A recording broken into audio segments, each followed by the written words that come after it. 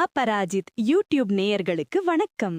இதில் நாம் பார்க்கப் போவது குழந்தைகளுக்கான திருக்குறள் கதை மற்றும் வாழ்க்கை பாடம். திருக்குறள் 10.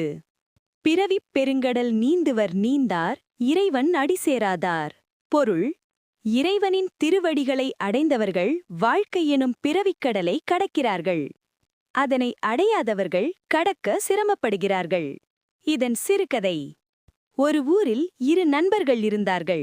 அவர்களின் பெயர் ரவி, மற்றொருவரின் பெயர் மணி.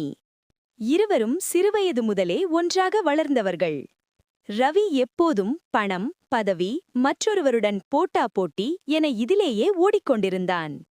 அவன் மனம் எப்போதும் பதட்டமாக இருக்கும். மணி தினமும் வேலை செய்தாலும் காலை சிறிது நேரம் அமைதியாக அமர்ந்து இறைவனை நினைப்பான். அவன் மெதுவாக சமநிலையாக வாழ்ந்தான். ஒரு நாள் இருவருக்கும் பெரிய நஷ்டம் ஏற்பட்டது. அவர்கள் செய்யும் வியாபாரம் தோல்வியடைந்தது. இதனால் ரவி மனமுடைந்து போனான். என் வாழ்க்கை முடிஞ்சிடுச்சு என்று அழுது புலம்பினான். இதற்கு மணி ரவியிடம் அமைதியாக சொன்னான். நஷ்டம் வந்ததால் வாழ்க்கை போகவில்லை, மீண்டும் தொடங்கலாம் என்று மணி சொன்னான். பிறகு ரவி மணியிடம் கேட்டான், மணி, உனக்கு பயமில்லையா? அதற்கு மணி சிரித்தான். நம்பிக்கை உள்ள மனசு மூழ்காது. பின்னர் இந்த திருக்குறளை சொன்னான்.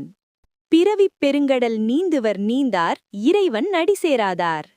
நம்பிக்கை உள்ள மனம் வாழ்க்கை கடலில் மிதக்கும், ஆனால் நம்பிக்கை இல்லாத மனம் பயத்தில் மூழ்கும். இதுபோல் மற்றொரு திருக்குறள் கதைகளுடன் மீண்டும் இந்த சேனல் வழியாக நாம் சந்திப்போம். எனவே இந்த சேனலை சப்ஸ்கிரைப் செய்யவும் மற்றவர்களுக்கும் பகிரவும். நன்றி, வணக்கம்.